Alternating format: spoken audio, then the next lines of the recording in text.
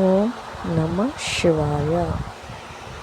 ನಮ್ಮ ಚಾನೆಲ್ ವಿಡಿಯೋಗಳ ಹೆಚ್ಚಿನ ಮಾಹಿತಿಗಾಗಿ ಸಬ್ಸ್ಕ್ರೈಬ್ ಬಟನ್ಗೆ ಕ್ಲಿಕ್ ಮಾಡಿ ನಮ್ಮ ಚಾನೆಲ್ಗೆ ಸಬ್ಸ್ಕ್ರೈಬ್ ಮಾಡಿ. ಈ ವಿಡಿಯೋ ಇಷ್ಟವಾದಲ್ಲಿ ಲೈಕ್ ಮಾಡಿ, ಶೇರ್ ಮಾಡಿ ಹಾಗೂ ಕಮೆಂಟ್ ಮಾಡಿ. ವಾಣಿ ಡೇಟು 9/3/2026. ಪ್ರಾತಃ ಮುರಳಿ. ಓಂ ಶಾಂತಿ. ಬಾಪ್ ದಾದಾ ಮಧುಬನ. ಮಧುರ ಮಕ್ಕಳೇ, ಹೇಗೆ ಸರ್ವರ ಕಲ್ಯಾಣ ಮಾಡುವುದು ತಂದೆಯ ಪಾತ್ರವಾಗಿದೆ, ಹಾಗೆಯೇ ತಂದೆಯ ಸಮಾನ ಕಲ್ಯಾಣಕಾರಿಗಳಾಗಿ ತನ್ನ ಮತ್ತು ಸರ್ವರ ಕಲ್ಯಾಣ ಮಾಡಿ. ಪ್ರಶ್ನೆ: ಮಕ್ಕಳ ಯಾವ ಒಂದು ವಿಶೇಷತೆಯನ್ನು ನೋಡಿ ಬಾಪ್ದಾದ ಬಹಳ ಖುಷಿ ಪಡುತ್ತಾರೆ? ಉತ್ತರ: ಬಡ ಮಕ್ಕಳು ತಂದೆಯ ಯಜ್ಞದಲ್ಲಿ 8 ರೂಪಾಯಿಯನ್ನು ಕಳಿಸುತ್ತಾರೆ ಮತ್ತು ಬಾಬಾ ಇದಕ್ಕೆ ಬದಲಾಗಿ ಮೆಹಲನ್ನು ಕೊಡಿ ಎಂದು ಹೇಳುತ್ತಾರೆ. ತಂದೆಯು ಹೇಳುತ್ತಾರೆ, ಮಕ್ಕಳೇ, ಈ 1 ರೂಪಾಯಿಯು ಸಹ ಶಿವ ತಂದೆಯ ಖಜಾನೆಯಲ್ಲಿ ಜಮಾ ಆಯಿತು. ನಿಮಗೆ 21 ಜನ್ಮಗಳಿಗಾಗಿ ಮೆಹಲು ಸಿಗುವುದು. ಸುಧಾಮನ ಉದಾಹರಣೆ ಇದೆಯಲ್ಲವೇ? ಕವಡೆಯು ಖರ್ಚಿಲ್ಲದೆ ನೀವು ಮಕ್ಕಳಿಗೆ ವಿಶ್ವದ ರಾಜ್ಯಭಾಗ್ಯವು ಸಿಗುತ್ತದೆ. ತಂದೆಯು ಬಡ ಮಕ್ಕಳ ಈ ವಿಶೇಷತೆಯನ್ನು ನೋಡಿ ಬಹಳ ಖುಷಿ ಪಡುತ್ತಾರೆ.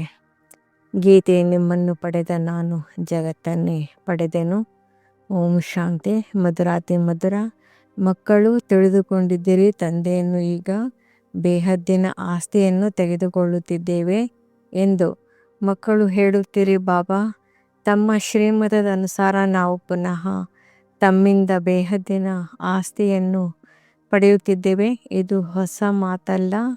ಮಕ್ಕಳಿಗೆ ಜ್ಞಾನ ಸಿಕ್ಕಿದೆ ಮತ್ತು ತಿಳಿದುಕೊಂಡಿದ್ದೀರಿ ನಾವು ಕಲ್ಪಕಲ್ಪವು ಸುಖಧಾಮದ ಆಸ್ತಿಯನ್ನು ಕಲ್ಪಕಲ್ಪವು ಪಡೆಯುತ್ತಾ ಇರುತ್ತೇವೆ. ಕಲ್ಪಕಲ್ಪವು 84 ಜನ್ಮಗಳನ್ನು ತೆಗೆದುಕೊಳ್ಳಬೇಕಾಗುತ್ತದೆ. ಅವಶ್ಯವಾಗಿ ನಾವು ಬೇಹದ್ದಿನ ತಂದೆಯ ಮೂಲಕ 21 ಜನ್ಮಗಳ ಆಸ್ತಿಯನ್ನು ಪಡೆಯುತ್ತೇವೆ ಮತ್ತು ನಿಧಾನವಾಗಿ ಕಳೆದುಕೊಳ್ಳುತ್ತೇವೆ. ತಂದೆಯು ತಿಳಿಸಿದ್ದಾರೆ, ಇದು ಅನಾದಿ ಮಾಡಲ್ಪಟ್ಟ ಆಟವಾಗಿದೆ. ನೀವು ಮಕ್ಕಳಿಗಾಗಿ ಇದು ಬಹಳ ಒಳ್ಳೆಯದಾಗಿದೆ. ಇದನ್ನು ತಿಳಿದುಕೊಂಡಿದ್ದೀರಿ. ಡ್ರಾಮಾದಲ್ಲಿ ಬಹಳಷ್ಟು ಸುಖವಿದೆ. ಅಂತಿಮದಲ್ಲಿ ಬಂದು ರಾವಣನ ಮೂಲಕ ದುಃಖವನ್ನು ಪಡೆಯುತ್ತೀರಿ. ಈಗಿನ್ನೂ ನೀವು ಕೆಲವರೇ ಇದ್ದೀರಿ. ಮುಂದೆ ಹೋದಂತೆ ಬಹಳ ವೃದ್ಧಿಯಾಗುತ್ತಾ ಹೋಗುವುದು. ಮನುಷ್ಯರಿಂದ ದೇವತೆಗಳಾಗುತ್ತೀರಿ. ಅವಶ್ಯವಾಗಿ ಹೃದಯದಲ್ಲಿ ಇದನ್ನು ತಿಳಿದುಕೊಳ್ಳುವಿರಿ, ನಾವು ಕಲ್ಪಕಲ್ಪವು ತಂದೆಯಿಂದ ಆಸ್ತಿಯನ್ನು ಪಡೆಯುತ್ತೇವೆ. ಯಾರು ಬಂದು ಜ್ಞಾನವನ್ನು ತೆಗೆದುಕೊಳ್ಳುವರೋ ಅವರು ತಿಳಿದುಕೊಳ್ಳುತ್ತಾರೆ. ಈಗ ಜ್ಞಾನ ಸಾಗರ ತಂದೆಯ ಮೂಲಕ ಸೃಷ್ಟಿಯ ಆದಿ ಮಧ್ಯ ಅಂತ್ಯದ ಜ್ಞಾನವನ್ನು ಪಡೆದಿದ್ದೇವೆ. ತಂದೆಯು ಜ್ಞಾನ ಸಾಗರ ಪತಿತರನ್ನು ಪಾವನ ಮಾಡುವವರಾಗಿದ್ದಾರೆ. ಅರ್ಥಾತ್ ಮುಕ್ತಿ ಜೀವನ್ಮುಕ್ತಿಯಲ್ಲಿ ಕರೆದುಕೊಂಡು ಹೋಗುವವರಿದ್ದಾರೆ. ಇದನ್ನು ಸಹ ನೀವು ಈಗಲೇ ತಿಳಿದುಕೊಂಡಿದ್ದೀರಿ. ಅನೇಕರು ಗುರುಗಳನ್ನು ಮಾಡಿಕೊಂಡಿದ್ದಾರಲ್ಲವೇ? ಕೊನೆಗೆ ಗುರುಗಳನ್ನು ಸಹ ಬಿಟ್ಟು ಬಂದು ಜ್ಞಾನವನ್ನು ತೆಗೆದುಕೊಳ್ಳುತ್ತಾರೆ. ನಿಮಗೂ ಸಹ ಈ ಜ್ಞಾನ ಈಗ ಸಿಕ್ಕಿದೆ. ನೀವು ತಿಳಿದುಕೊಂಡಿದ್ದೀರಿ. ಇದಕ್ಕಿಂತ ಮೊದಲು ಅಜ್ಞಾನಿಗಳಾಗಿದ್ದೆವು. ಸೃಷ್ಟಿ ಚಕ್ರವು ಹೇಗೆ ಸುತ್ತುತ್ತದೆ? ಶಿವತಂದೆ, ಬ್ರಹ್ಮ, ವಿಷ್ಣು, ಶಂಕರ ಯಾರೆಂಬುದನ್ನು ತಿಳಿದುಕೊಂಡಿರಲಿಲ್ಲ. ನಾವೇ ವಿಶ್ವದ ಮಾಲೀಕರಾಗಿದ್ದೆವು ಎಂದು ಈಗ ಅರ್ಥವಾಗಿದೆ. ಅಂದಮೇಲೆ ನಿಮ್ಮ ಬುದ್ಧಿಯಲ್ಲಿ ಬಹಳ ಒಳ್ಳೆಯ ನಶೆ ಇರಬೇಕು. ತಂದೆ ಮತ್ತು ಸೃಷ್ಟಿ ಚಕ್ರವನ್ನು ನೆನಪು ಮಾಡುತ್ತಿರಬೇಕು. ತಂದೆ ಮತ್ತು ಆಸ್ತಿ. ತಂದೆಯು ತಿಳಿಸುತ್ತಾರೆ, ಇದಕ್ಕಿಂತ ಮೊದಲು ನೀವು ಏನನ್ನು ತಿಳಿದುಕೊಂಡಿರಲಿಲ್ಲ. ತಂದೆಯನ್ನಾಗಲಿ ಅವರ ರಚನೆಯನ್ನಾಗಲಿ ಅರಿತುಕೊಂಡಿರಲಿಲ್ಲ. ಇಡೀ ಸೃಷ್ಟಿಯ ಮನುಷ್ಯ ಮಾತ್ರರು ತಂದೆಯನ್ನು ರಚನೆಯ ಆದಿ ಮಧ್ಯ ಅಂತ್ಯವನ್ನು ತಿಳಿದುಕೊಂಡಿಲ್ಲ. ನೀವೀಗ ಶೂದ್ರರಿಂದ ಬ್ರಾಹ್ಮಣರಾಗಿದ್ದೀರಿ. ತಂದೆಯು ಎಲ್ಲ ಮಕ್ಕಳೊಂದಿಗೆ ಮಾತನಾಡುತ್ತಿದ್ದಾರೆ. ಎಷ್ಟೊಂದು ಮಂದಿ ಮಕ್ಕಳಿದ್ದಾರೆ, ಎಷ್ಟೊಂದು ಸೇವಾ ಕೇಂದ್ರಗಳಿವೆ. ಇನ್ನೂ ಸೇವಾ ಕೇಂದ್ರಗಳು ತೆರೆಯಲ್ಪಡುತ್ತವೆ ಅಂದಾಗ ತಂದೆಯು ತಿಳಿಸುತ್ತಾರೆ, ಮೊದಲು ನೀವು ಏನನ್ನು ತಿಳಿದುಕೊಂಡಿರಲಿಲ್ಲ. ಈಗ ನಂಬರ್ ವಾರ್ ಪುರುಷಾರ್ಥದ ಅನುಸಾರ ತಿಳಿದುಕೊಂಡಿದ್ದೀರಿ. ನಾವೀಗ ತಂದೆಯ ಮೂಲಕ ಪತಿತರಿಂದ ಪಾವನರಾಗುತ್ತಿದ್ದೇವೆ ಎಂಬುದನ್ನು ತಿಳಿದುಕೊಂಡಿದ್ದೀರಿ. ಉಳಿದವರೆಲ್ಲರೂ ಕೂಗುತ್ತಿರುತ್ತಾರೆ, ನೀವು ಗುಪ್ತವಾಗಿದ್ದೀರಿ. ಬ್ರಹ್ಮಕುಮಾರ್ ಕುಮಾರಿಯರೆಂದು ಹೇಳುತ್ತಾರೆ, ಆದರೆ ಇವರಿಗೆ ಓದಿಸುವವರು ಯಾರು ಎಂಬುದನ್ನು ಅರಿತುಕೊಂಡಿಲ್ಲ. ಇದನ್ನು ಶಾಸ್ತ್ರಗಳಲ್ಲಿಯೂ ಬರೆದಿಲ್ಲ. ಗೀತೆಯ ಭಗವಂತ ಶಿವನ್ನೇ ಬಂದು ಮಕ್ಕಳಿಗೆ ರಾಜಯೋಗವನ್ನು ಕಲಿಸಿದ್ದಾರೆ. ಇದು ನಿಮ್ಮ ಬುದ್ಧಿಯಲ್ಲಿ ಬರುತ್ತದೆ ಅಲ್ಲವೇ? ಗೀತೆಯನ್ನು ನೀವು ಓದುತ್ತಿರುತ್ತೀರಿ. ಈಗ ನಿಮಗೆ ತಿಳಿದಿದೆ, ಜ್ಞಾನ ಮಾರ್ಗವೇ ಬೇರೆಯಾಗಿದೆ. ವಿದ್ವತ್ ಮಂಡಳಿಯಿಂದ ಯಾರು ಶಾಸ್ತ್ರ ಇತ್ಯಾದಿಗಳನ್ನು ಓದಿ ಬಿರುದು ತೆಗೆದುಕೊಳ್ಳುವರೋ ಅವೆಲ್ಲೋ ಭಕ್ತಿ ಮಾರ್ಗದ ಶಾಸ್ತ್ರಗಳಾಗಿವೆ. ಈ ಜ್ಞಾನವು ಅವರಲ್ಲಿ ಇಲ್ಲ. ತಂದೆ ಬಂದು ಈ ರಚನೆ ಆದಿ ಮಧ್ಯ ಅಂತ್ಯವನ್ನು ಜ್ಞಾನವನ್ನು ಕೊಡುತ್ತಾರೆ. ತಂದೆ ನಿಮ್ಮ ಬುದ್ಧಿಯ ಬೀಗವನ್ನು ತೆರೆದಿದ್ದಾರೆ. ನೀವು ತಿಳಿದುಕೊಂಡಿದ್ದೀರಿ, ಮೊದಲು ನಾವು ಹೇಗಿದ್ದೆವು, ಈಗ ಏನಾಗಿದ್ದೇವೆ. ತನ್ನ ಬುದ್ಧಿಯಲ್ಲಿ ಇಡೀ ಚಕ್ರದ ಜ್ಞಾನವು ಬಂದು ಬಿಟ್ಟಿದೆ. ಆರಂಭದಲ್ಲಿ ಇದನ್ನು ತಿಳಿದುಕೊಂಡಿರಲಿಲ್ಲ.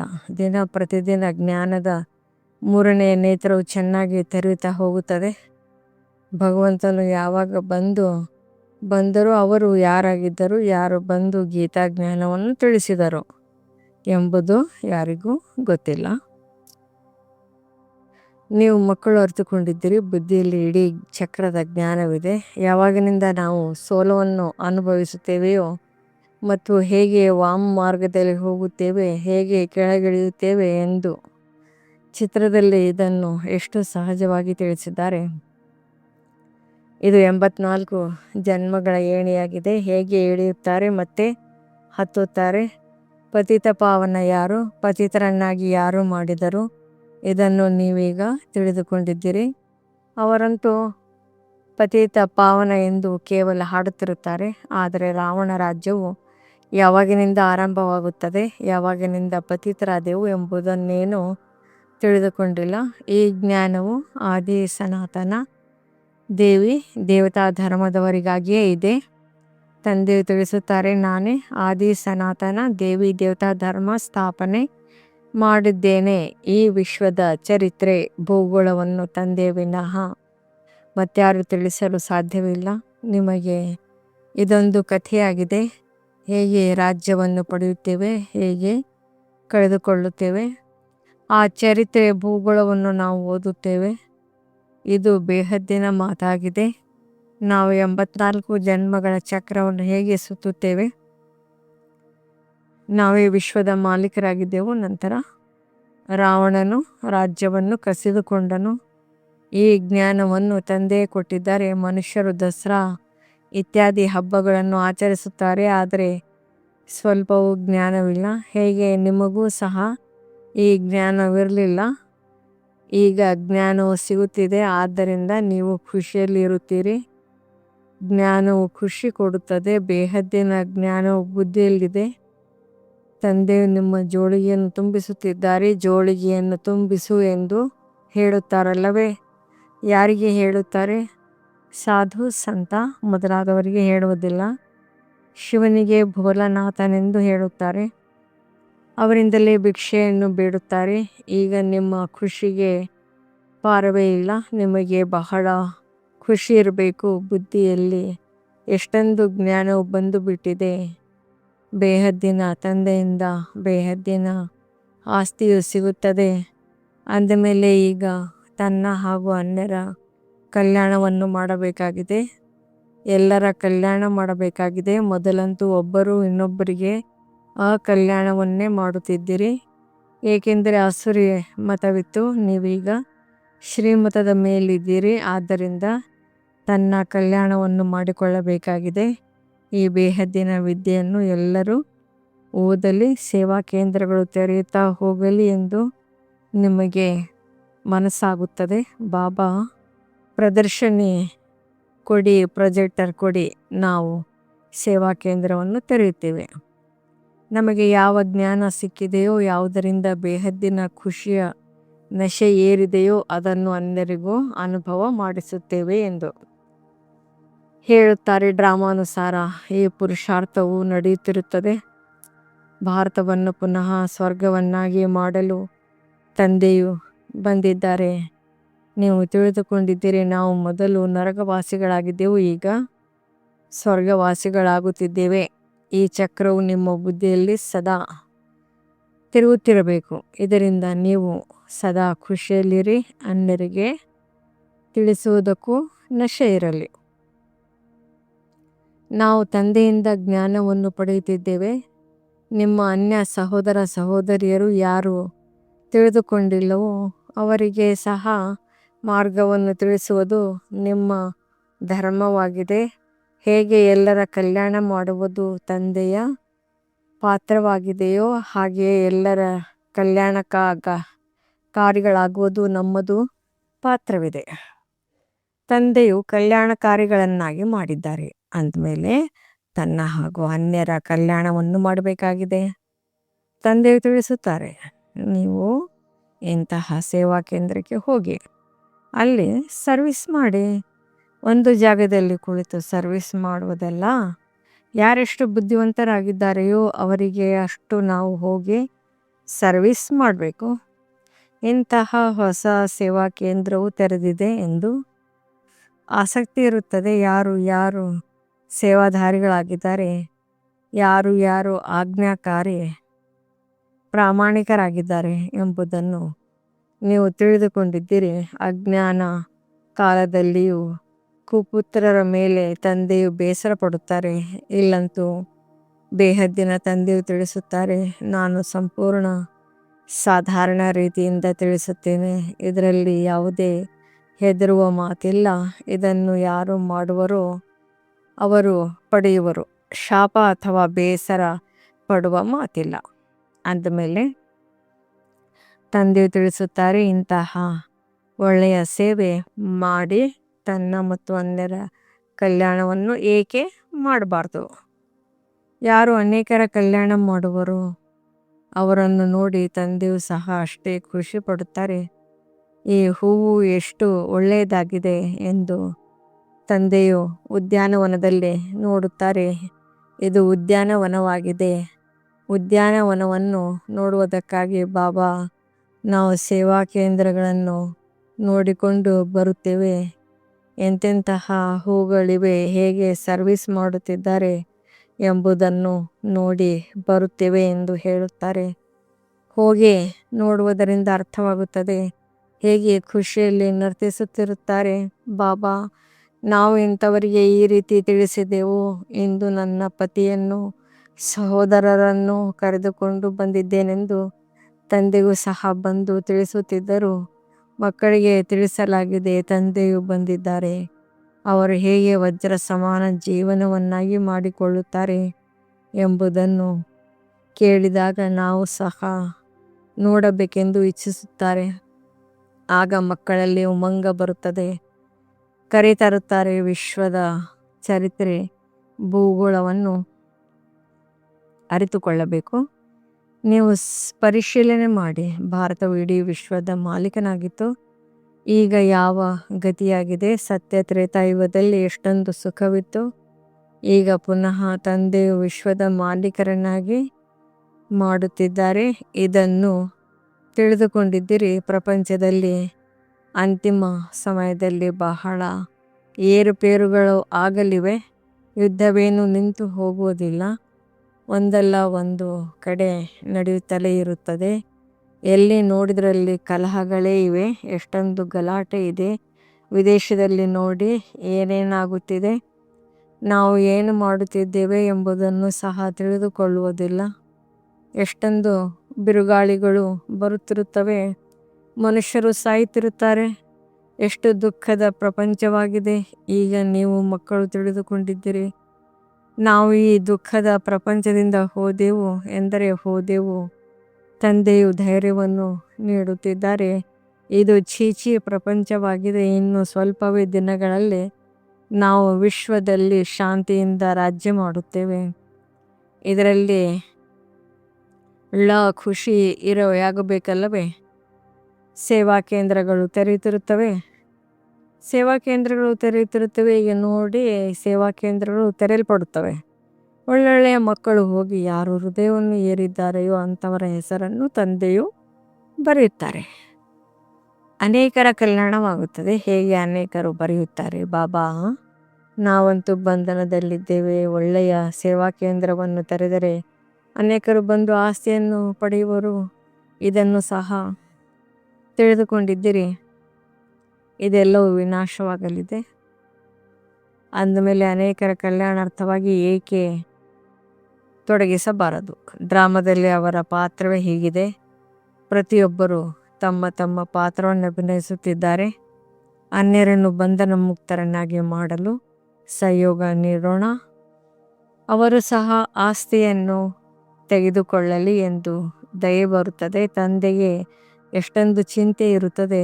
ಎಲ್ಲರೂ ಕಾಮಚಿತೆಯನ್ನೇರಿ ಸುಟ್ಟು ಹೋಗಿದ್ದಾರೆ. ಎಲ್ಲವೂ ಸ್ಮಶಾನವಾಗಿ ಬಿಟ್ಟಿದೆ. ಅಲ್ಲಾಹ ಬಂದು ಸ್ಮಶಾನದಿಂದ ತಿಳಿಸಿ ಏಳಿಸಿ ಎಲ್ಲರನ್ನೂ ಕರೆದುಕೊಂಡು ಹೋಗುತ್ತಾರೆಂದು ಹೇಳುತ್ತಾರೆ. ರಾವಣನು ಹೇಗೆ ಸೋಲಿಸಿದ್ದಾನೆ ಎಂಬುದನ್ನು ನೀವೀಗ ತಿಳಿದುಕೊಂಡಿದ್ದೀರಿ. ಮೊದಲು ತಿಳಿದುಕೊಂಡಿರಲಿಲ್ಲ. ನಾವು ವಜ್ರ ವ್ಯಾಪಾರಿ ಲಕ್ಷಾಧೀಶ್ವರರಾಗಿದ್ದೇವೆ, ಎಷ್ಟು ಮಂದಿ ಮಕ್ಕಳಿದ್ದಾರೆ ಎಂಬ ನಶೆಯಂತೂ ಇರುತ್ತದೆ ಅಲ್ಲವೇ? ಆದರೆ ಈಗ ಅರ್ಥವಾಗಿದೆ, ನಾವು ಪೂರ್ಣ ಪತಿತರಾಗಿದ್ದೆವು.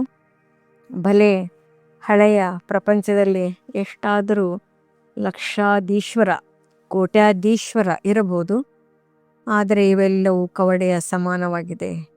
ಈಗ ಹೋಯಿತೆಂದರೆ ಹೋಯಿತು. ಮಾಯೆಯು ಸಹ ಎಷ್ಟು ಪ್ರಬಲವಾಗಿದೆ. ತಂದೆಯು ತಿಳಿಸುತ್ತಾರೆ, ಮಕ್ಕಳೇ ಸೇವಾ ಕೇಂದ್ರವನ್ನು ತೆರೆಯಿರಿ, ಅದರಿಂದ ಅನೇಕರ ಕಲ್ಯಾಣವಾಗುವುದು. ಬಡವರ ಬೇಗನೆ ಜಾಗೃತರಾಗುತ್ತಾರೆ. ಧನವಂತರು ಮೇಲೇಳುವುದು ಸ್ವಲ್ಪ ಪರಿಶ್ರಮವಿದೆ. ಅವರು ತನ್ನದೇ ಖುಷಿಯಲ್ಲಿ ಮಸ್ತರಾಗಿರುತ್ತಾರೆ. ಮಾಯೆಯ ಒಮ್ಮೆಲೆ ತನ್ನ ವಶ ಮಾಡಿಕೊಂಡಿದೆ. ತಿಳಿಸಿದಾಗ ಅವರಿಗೆ ಅರ್ಥವೂ ಆಗುತ್ತದೆ. ಆದರೆ ಬಿಡುವುದು ಹೇಗೆ? ಇವರ ತರಹ ಎಲ್ಲವನ್ನು ಬಿಡಬೇಕಾಗುವುದೇನೋ ಎಂಬ ಭಯವಿರುತ್ತದೆ.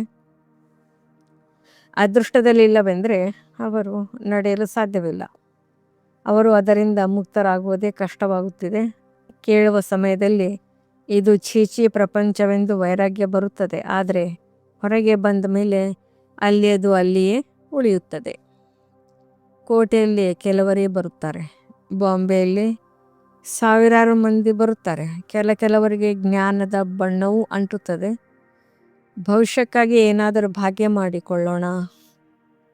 ಕವಡೆಯ ಬದಲು ನಮಗೆ ವಜ್ರಗಳು ಸಿಗುವುದೆಂದು ತಿಳಿದುಕೊಳ್ಳುತ್ತಾರೆ. ನಿಮ್ಮದೆಲ್ಲವನ್ನು ಸ್ವರ್ಗಕ್ಕೆ ವರ್ಗಾವಣೆ ಮಾಡಿ. ಅಲ್ಲಿ 21 ಜನ್ಮಗಳಿಗಾಗಿ ನಿಮಗೆ ರಾಜ್ಯಭಾಗ್ಯ ಸಿಗುವುದೆಂದು ತಂದೆ ತಿಳಿಸುತ್ತಾರಲ್ಲವೇ? ಕೆಲವರು 1 ರೂಪಾಯಿ ಅಥವಾ 8 ಆಣೆಯನ್ನು ಕಳುಹಿಸುತ್ತಾರೆ. ತಂದೆ ತಿಳಿಸುತ್ತಾರೆ, ನಿಮ್ಮ 1 ರೂಪಾಯಿಯ ಸಹ ಶಿವ ತಂದೆಯ ಖಜಾನೆಯಲ್ಲಿ ಜಮಾ ಆಯಿತು. ನಿಮಗೆ 21 ಜನ್ಮಗಳಿಗಾಗಿ ಮಹಲು ಸಿಗುವುದು.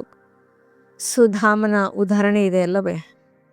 ಇಂತಿಂಥವರನ್ನು ನೋಡಿ ತಂದೆಗೆ ಬಹಳ ಖುಷಿಯಾಗುತ್ತದೆ.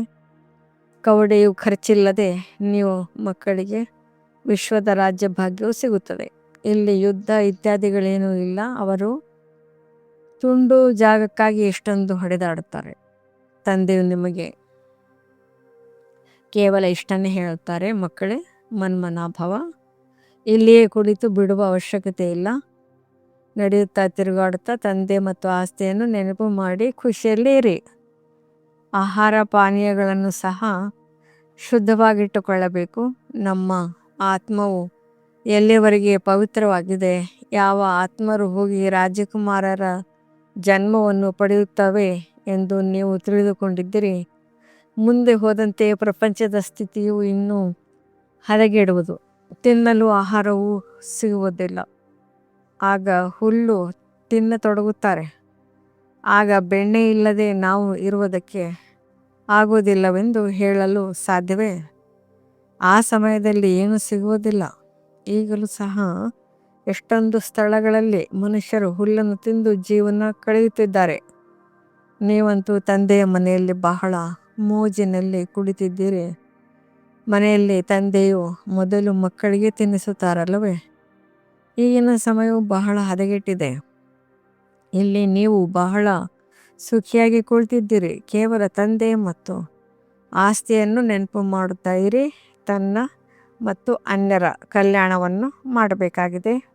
ಮುಂದೆ ಹೋದಂತೆ ತಾವೇ ಬರುತ್ತಾರೆ. ಅದೃಷ್ಟವು ಜಾಗೃತವಾಗುತ್ತದೆ. ಆಗಲೇಬೇಕಲ್ಲವೇ? ಬೇಹದ್ದಿನ ರಾಜಧಾನಿಯು ಸ್ಥಾಪನೆಯಾಗುವುದು. ಪ್ರತಿಯೊಬ್ಬರೂ ಕಲ್ಪದ ಹಿಂದಿನ ತರಹ ಪುರುಷಾರ್ಥ ಮಾಡುತ್ತಾರೆ. ನೀವು ಮಕ್ಕಳಂತೂ ಬಹಳ ಖುಷಿಯಲ್ಲಿ ಇರಬೇಕು. ಬಾಬ್ದಾದರವರ ಚಿತ್ರವಂತೂ ನೋಡುತ್ತಿದ್ದಂತೆಯೇ ಖುಷಿಯಲ್ಲಿ ರೋಮಾಂಚನವಾಗಬೇಕು, ಬಿಡಬೇಕು ಮತ್ತು ಅಪಾರ ಖುಷಿಯ ಸ್ಥಿರವಾಗಿರಬೇಕು. ಒಳ್ಳೆಯದು.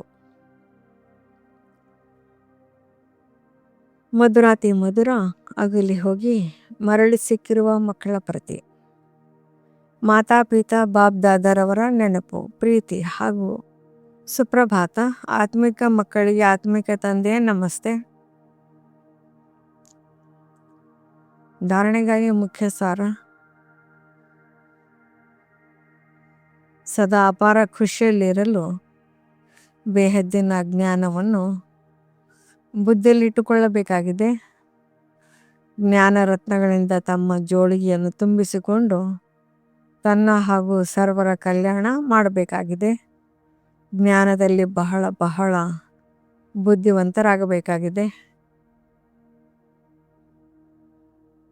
ಭವಿಷ್ಯ 21 ಜನ್ಮಗಳ ರಾಜ್ಯ ಭಾಗ್ಯದ ಅಧಿಕಾರವನ್ನು ತೆಗೆದುಕೊಳ್ಳಲು ತನ್ನದೆಲ್ಲವನ್ನು ವರ್ಗಾವಣೆ ಮಾಡಬೇಕಾಗಿದೆ. ಈ ಚೀಚಿ ಪ್ರಪಂಚದಿಂದ ಬಿಡುಗಡೆ ಹೊಂದುವ ಯುಕ್ತಿಯನ್ನು ರಚಿಸಬೇಕಾಗಿದೆ. ವರದಾನ: ಒಬ್ಬ ತಂದೆಯ ಪ್ರೀತಿಯಲ್ಲಿ ಲವಲೀನ ಅಂದರೆ ತಲ್ಲೀನರಾಗಿದ್ದು ಸದಾ ಏರುವ ಕಲೆಯ ಅನುಭವ ಮಾಡುವಂತಹ ಸಫಲತಾ ಮೂರ್ತಿ ಭವ. ಸೇವೆಯಲ್ಲಿ ಅಥವಾ ಸ್ವಯಂನ ಏರುವ ಕಲೆಯಲ್ಲಿ ಸಫಲತೆಗೆ ಮುಖ್ಯಾಧಾರ ಆಗಿದೆ ಒಬ್ಬ ತಂದೆಯೊಂದಿಗೆ ಅಟೂಟ ಪ್ರೀತಿ. ತಂದೆಯ ಹೊರತು ಮತ್ಯಾರೂ ಕಾಣಿಸಬಾರದು. ಸಂಕಲ್ಪದಲ್ಲಿಯೂ, ಮಾತಿನಲ್ಲಿಯೂ, ಕರ್ಮದಲ್ಲಿಯೂ ಬಾಬರವರ ಜೊತೆ ಇರಬೇಕು. ಇಂತಹ ಲವಲೀನ ಆತ್ಮನು ಒಂದು ಶಬ್ದವನ್ನು ಮಾತನಾಡಿದರೂ ಅವರ ಸ್ನೇಹದ ಮಾತು ಅನ್ಯ ಆತ್ಮರನ್ನು ಸ್ನೇಹದಲ್ಲಿ ಬಂಧಿಸುತ್ತದೆ. ಇಂತಹ ಲವಲೀನ ಆತ್ಮದ ಒಂದು ಶಬ್ದವೇ ಜಾದುವಿನ ಕಾರ್ಯವನ್ನು ಮಾಡುವುದು. ಅವರು ಆತ್ಮಿಕ ಜಾದೂಗಾರನಾಗಿ ಬಿಡುತ್ತಾರೆ. ಸ್ಲೋಗನ್: ಯಾರು ಅಂತರ್ಮುಖಿಯಾಗಿದ್ದು ಲೈಟ್ ಮೈಟ್ ರೂಪದಲ್ಲಿ ಸ್ಥಿತ ಆಗಿರುತ್ತಾರೆಯೋ ಅವರೇ ಯೋಗಿ ಆತ್ಮರಾಗಿದ್ದಾರೆ. ಅವ್ಯಕ್ತ ಸೂಚನೆ: ನಿಶ್ಚಯದ ಫೌಂಡೇಶನ್ ಅಂದರೆ ತಳಪಾಯವನ್ನು ಬಲಗೊಳಿಸಿ ಸದಾ ನಿರ್ಭಯ ಮತ್ತು ನಿಶ್ಚಿಂತರಾಗಿರಿ. ನಿಮಗೆ ಏನು ಕರ್ತವ್ಯ ಸಿಕ್ಕಿದೆ ಅದರಲ್ಲಿ ಅಕ್ಯುರೇಟ್ ಆಗಿರಿ. ಯಾರು ತಮ್ಮ ಕರ್ತವ್ಯದಲ್ಲಿ ಅಕ್ಯುರೇಟ್ ಆಗಿರುತ್ತಾರೆ ಅವರನ್ನು ಎಲ್ಲರೂ ನಿಷ್ಠಾವಂತರು ಮತ್ತು ನಂಬಿಗಸ್ತರು ಎಂಬ ದೃಷ್ಟಿಯಿಂದ ನೋಡುತ್ತಾರೆ. ಇಲ್ಲಿಯೂ ಯಾರು ಅಕ್ಯುರೇಟ್ ಸೇವೆಯಲ್ಲಿರುತ್ತಾರೆ ಅವರು ತಂದೆ ನಂಬಿಗಸ್ತರಾಗಿರುತ್ತಾರೆ. ಒಂದಾಗಿದೆ ತಂದೆ ಮೇಲೆ ನಂಬಿಕೆ, ಇನ್ನೊಂದು ತಂದೆಯ ಜೊತೆ ಸೇವೆಯಲ್ಲಿಯೂ ಸಹ ನಂಬಿಕೆ. ಇಂತಹ ನಂಬಿಗಸ್ತರು ನಿಶ್ಚಯ ಬುದ್ಧಿ ಮಕ್ಕಳು ಸದಾ ವಿಜಯಿ ಮತ್ತು ನಿಶ್ಚಿಂತರಾಗಿರುತ್ತಾರೆ.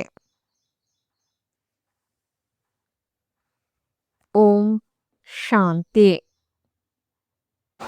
ಈ ಮುರಳಿ ತಮಗೆ ಇಷ್ಟವಾದಲ್ಲಿ ಹೆಚ್ಚಿನ ಮುರಳಿಗಳ ಮಾಹಿತಿಗಾಗಿ ನಮ್ಮ ಚಾನಲ್ಗೆ ಸಬ್ಸ್ಕ್ರೈಬ್ ಮಾಡಿ.